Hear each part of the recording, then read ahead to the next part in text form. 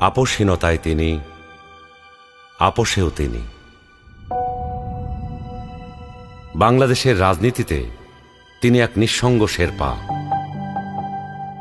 এরশাদের স্বৈরশাসনের বিরুদ্ধে সদ্য রাজনীতিতে এসে তিনি গণতন্ত্রের প্রশ্নে অবিস্মরণীয় ভূমিকা রেখে ভূষিত হলেন আপোষহীন নেতৃত্বে।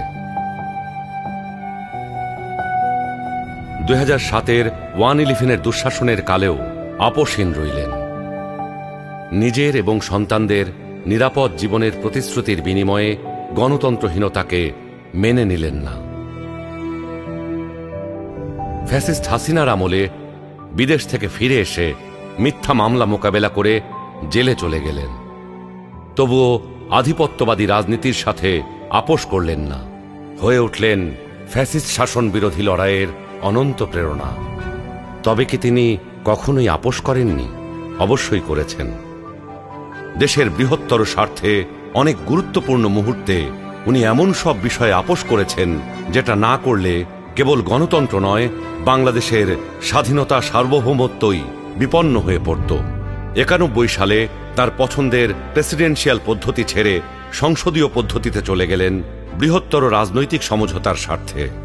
বিরোধী দলের দাবির প্রতি শ্রদ্ধা জানাতে 96 সালে নির্বাচন করে অল্প কয়দিনের জন্য সংসদ অধিবেশনে বসে তত্ত্বাবধায়ক সরকার সংবিধানে যুক্ত করে ক্ষমতা ছেড়ে নির্বাচন দিয়ে বিরোধী দলে গিয়ে বসেন। 2008-এ একপেশে এবং অসমান নির্বাচনী ক্ষেত্রের কারণে পরাজয় নিশ্চিত জেনেও নির্বাচনে অংশ নেন গণতান্ত্রিক ধারাবাহিকতা রক্ষার জন্য।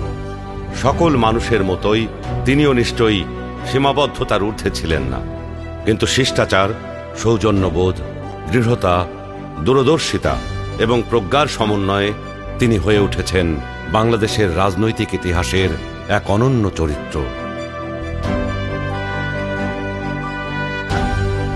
তিনি বেগম খালেদা জিয়া।